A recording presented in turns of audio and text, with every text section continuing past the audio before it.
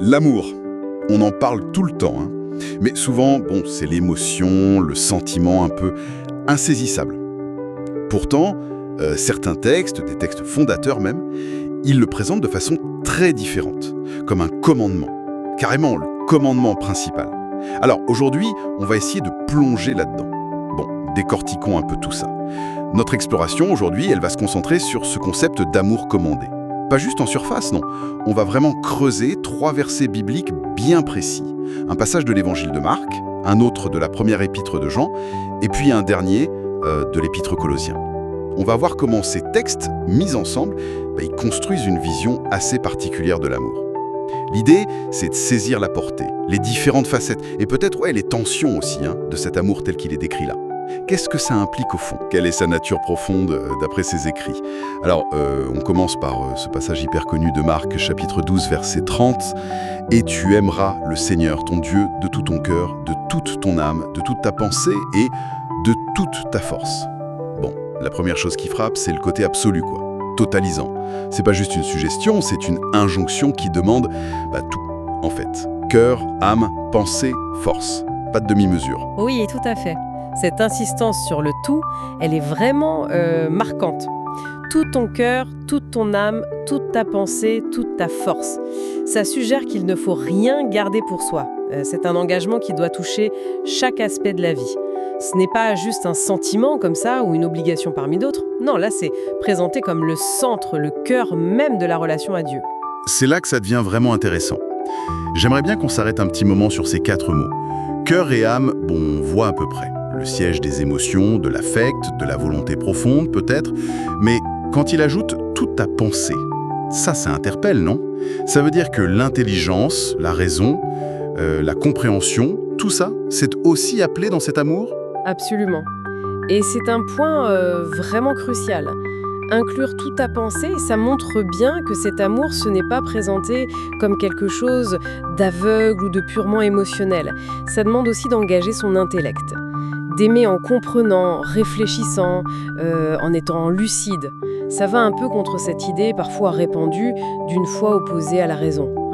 Ici, la pensée fait partie intégrante de cet amour total. D'accord. Et toute ta force alors? On interprète ça comment?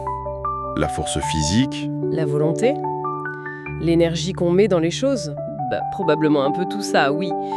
Le mot grec « aïchous », ça renvoie à la capacité d'agir, à la vigueur, à la mise en œuvre concrète.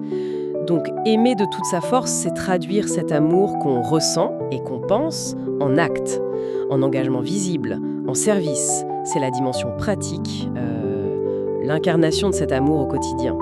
Alors oui, c'est une dévotion qui se veut à la fois affective, cœur, âme, intellectuelle, la pensée, et puis active, la force. C'est une vision très complète de l'être humain engagé dans sa totalité. Une vision incroyablement exigeante, presque écrasante quand on y pense sérieusement. Aimer totalement, tout le temps, avec toutes nos capacités. Est-ce que c'est humainement possible ça? Ou est-ce que c'est un idéal inaccessible vers lequel on doit juste tendre? C'est peut-être là qu'un autre texte nous aide un peu. Vous mettez le doigt sur une tension bien réelle. C'est vrai que la radicalité de ce commandement, ça peut sembler hors de notre portée.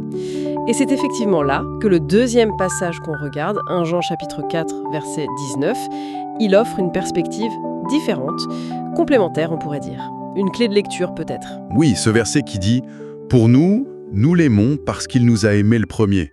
C'est très court, très direct, mais le changement de point de vue est énorme, non? On passe d'un ordre, tu aimeras, à une sorte d'explication, de constat.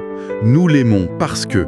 L'amour humain, là, il apparaît comme une réponse. Exactement. Ce verset, il introduit une dynamique essentielle, celle de la priorité de l'amour de Dieu.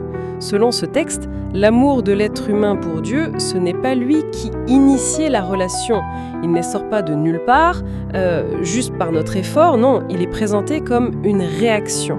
Un écho, si vous voulez, à un amour qui vient avant et qui le rend possible. L'amour de Dieu pour nous. D'accord. Donc si on rapproche les deux, Marc pose une exigence absolue d'amour total et un Jean suggère que la capacité même d'aimer comme ça, elle vient d'ailleurs, d'un amour qu'on a reçu en premier. C'est une très bonne façon de le formuler, oui. 1 Jean 4,19 situe l'origine de tout ça. Si on relie ça à une vision d'ensemble, notamment dans la théologie de Jean, ça met vraiment en avant ce qu'on appelle la grâce, l'initiative gratuite de Dieu, son don avant même qu'on le mérite. L'amour de Dieu n'est pas une récompense pour notre amour, il en est la base, la condition même.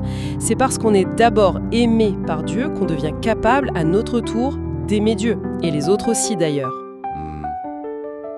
Mais alors, est-ce que cette idée d'amour-réponse, ça ne vient pas un peu affaiblir le commandement de Marc? Si notre amour dépend de Dieu qui commence, où est notre responsabilité? Est-ce qu'on peut encore vraiment parler d'un commandement si c'est surtout une conséquence? Ah, ça c'est une question théologique, profonde et qui a été beaucoup débattue. Mais ce qui est fascinant ici, c'est justement que les textes tiennent les deux ensemble. Marc souligne l'impératif, la responsabilité humaine, d'orienter tout son être vers Dieu. Ça, c'est notre part. Et 1 Jean rappelle que cette orientation, elle n'est possible que parce que Dieu a ouvert le chemin par son propre amour. Donc, plutôt que de s'annuler, les deux perspectives se tiennent en tension, une tension créatrice peut-être. L'amour est commandé, donc ça engage notre volonté, notre responsabilité, mais il est aussi un don reçu, ce qui demande de l'humilité, de la reconnaissance. L'obligation n'est pas effacée, mais elle est remise dans le contexte d'une relation commencée par Dieu. Du coup, aimer, ça devient peut-être moins un poids écrasant et plus une participation joyeuse à cet amour reçu. Participation joyeuse, j'aime bien cette expression. Cette tension entre commandement et réponse, elle est donc vraiment au cœur du sujet. Bon, ajoutons maintenant la 3e pièce à notre réflexion. Colossiens, chapitre 3, verset 14.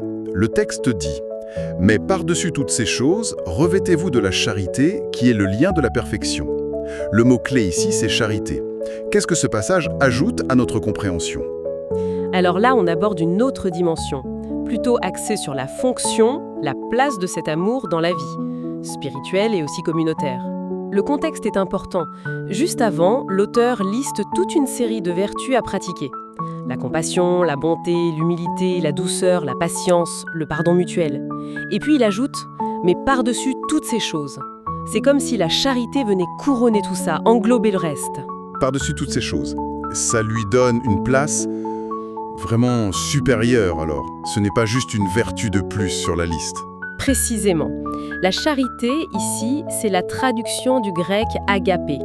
On le traduit souvent par amour ailleurs. C'est cet amour qui cherche le bien de l'autre, parfois décrit comme désintéressé, sacrificiel même, et le texte la présente comme la vertu qui contient toutes les autres, celle qui leur donne leur vraie valeur, leur cohérence. Sans elle, les autres qualités pourraient rester incomplètes, ou même tordues.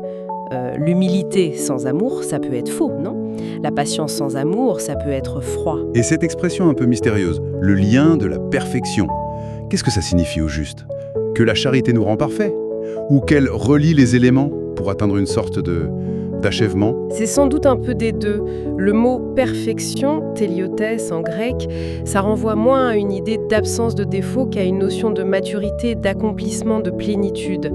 Et la charité, l'agapé, est décrite comme ce qui lie ensemble, sundesmos, toutes les autres vertus pour les amener à cette maturité. C'est la force qui donne la cohésion à la vie spirituelle et aux relations. On pourrait dire c'est le ciment qui transforme un tas de briques, les autres vertus, en un bâtiment solide et cohérent. Donc elle est à la fois le moyen et le signe de la maturité spirituelle, d'après ce passage. D'accord. Donc, si on essaie de faire le lien entre les trois, Marc nous donne l'ampleur, l'exigence radicale de l'amour pour Dieu, la totalité. 1 Jean nous donne la source, la dynamique. C'est une réponse à l'amour premier de Dieu. Et Colossiens nous montre sa fonction suprême, unificatrice dans la vie pratique, la charité comme lien de perfection. C'est une bonne lecture de l'ensemble. Oui, c'est une excellente manière de synthétiser comment ces trois éclairages se complètent. Vraiment. Marc pose le quoi et le comment de cet amour, sa nature totale. 1 Jean explique le pourquoi et l'origine, sa source dans l'amour divin. Et Colossiens souligne son rôle et sa finalité, sa fonction unificatrice et son but, la maturité. Ensemble, oui, ils dessinent une conception de l'amour qui est à la fois hyper exigeante, dans ce qu'elle demande, Marc, profondément enracinée dans la grâce, dans ce qui est donné, 1 Jean, et absolument centrale pour la cohésion et l'épanouissement de la vie, tant spirituelle que communautaire, Colossiens. Et ce qui est frappant, c'est que cet amour, ou cette charité, n'est jamais présenté comme une option. C'est pas un petit plus sympa.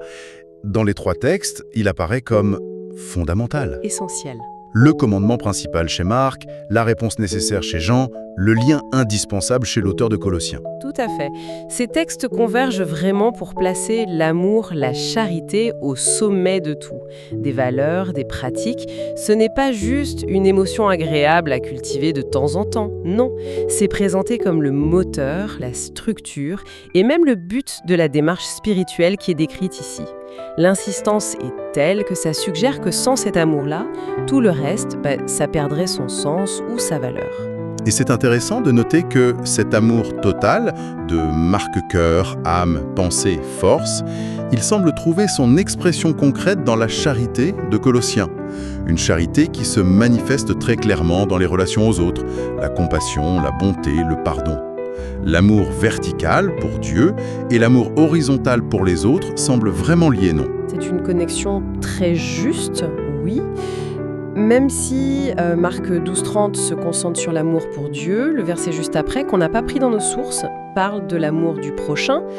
La charité de Colossiens 3,14, elle, s'inscrit clairement dans un contexte de relation entre les gens, dans la communauté. Donc, il y a une forte suggestion que l'amour total pour Dieu, Marc, ne peut vraiment se réaliser que s'il se traduit par cet amour agapé, cette charité active envers les autres, Colossiens.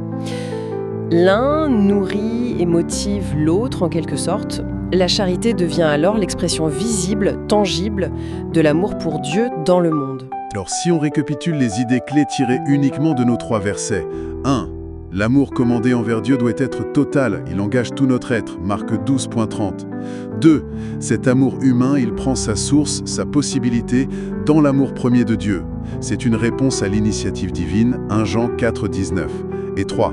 La charité, l'agapé, forme suprême de cet amour, c'est la vertu qui couronne tout, qui unifie et qui mène à la perfection ou la maturité de la vie spirituelle et relationnelle, Colossiens 3,14. C'est bien ça le noyau dur de ce que ces textes nous disent? C'est une synthèse fidèle, oui, et très précise des enseignements clés de ces passages. Ils offrent en quelques phrases seulement une vision incroyablement riche et cohérente de la place centrale et de la nature de l'amour dans cette perspective théologique. Une vision qui arrive à tenir ensemble une exigence radicale, une dépendance totale de la grâce et une priorité absolue dans la pratique. Cette exploration nous laisse avec une compréhension, je crois, plus nuancée, mais aussi avec des questions qui restent un peu en suspens. Notamment cette tension entre le commandement d'aimer et le fait que cet amour soit une réponse. Ça reste palpable. Oui, en effet. Et ce n'est peut-être pas une mauvaise chose de rester avec cette tension. D'ailleurs, pour prolonger un peu la réflexion en se basant juste sur ce qu'on a vu, si l'amour est à la fois un commandement absolu, tu aimeras, et en même temps une réponse rendue possible par un amour qu'on a reçu, parce qu'il nous a aimé le premier, comment on pense concrètement l'articulation entre l'effort humain, qui est demandé par le commandement, et la réception de la grâce qui est nécessaire pour rendre cet amour possible? Est-ce que l'effort consiste justement à s'ouvrir pour recevoir cet amour premier, pour ensuite pouvoir aimer en retour? Cette dynamique entre le devoir et le don, entre la responsabilité et la réceptivité dans l'acte d'aimer, tel qu'il est décrit là, ça reste une question profonde, je trouve. Une question qui montre bien que même des textes très courts, très connus, peuvent cacher une complexité, une profondeur qui invite à continuer à y penser. Absolument. C'est toute la richesse de se plonger comme ça, directement dans les sources elles-mêmes.